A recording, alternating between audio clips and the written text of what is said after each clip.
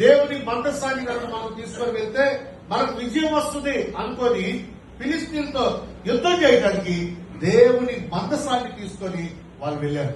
కానీ వాస్తవానికి ఏమైందో తెలుసా? మందసం పట్టుబడిపోయింది. మందసాన్ని పట్టేసుకున్నారు. ఇశ్రాయేలీలకు విజయం రాలా. ఫిలిస్తీన్లు ఇశ్రాయేలీలను ఓడించారు.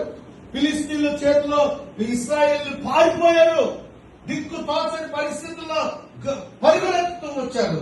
పరుగులెత్తుతున్న ప్రక్రియలో ఇక్కడే మనం చూస్తూ ఉంటే ఈ మాట వింటంలోనే ఏలీ చనిపోయాడు.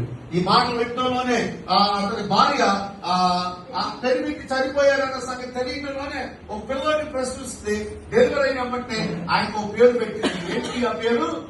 ఇకాబోదు. ప్రభావము ఇశ్రాయేలీలో నుండి పోయిను. ప్రభావం అయిపోయింది.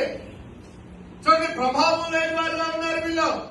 ఆఫ్టర్ 20 years, 20 సంవత్సరాల తర్వాత, 20 సంవత్సరాలు దేవుని మంత్రిత్వంలో కూడా ఇశ్రాయేలీల ప్రజలు ఉన్నారు.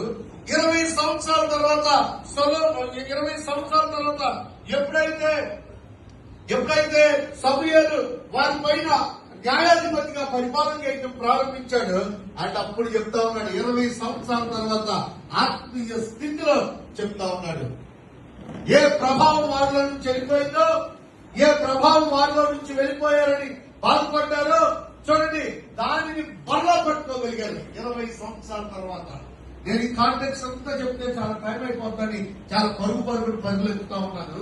20 సంవత్సరాల తర్వాత వారు పట్టుకొని వచ్చారు. 20 సంవత్సరాల తర్వాత దేవుడు వారికి విజయాన్ని ఇచ్చారు. మీరు ఈ అధ్యాయం అంతా చదువుతా ఉంటే మీకు అర్థమవుతా ఉంటుంది. చూడండి, మొదటి సమయాలు 3-4 వచనాలు చూడండి. 3-4 వచనాలు 7వ అధ్యాయం 3-4 వచనాలు. 7వ అధ్యాయం చూడండి. సమయాలు ఇశ్రాయేలీయులు అందరితో ఇట్లా చూడండి, మీకు ఆ ప్రభావం తిరిగి రావాలి అని అంటే, if you want to get that, and if you want to gain, ఏం చేయాలో చెప్తా ఉన్నాడు. చూడండి, ఇశ్రాయేల్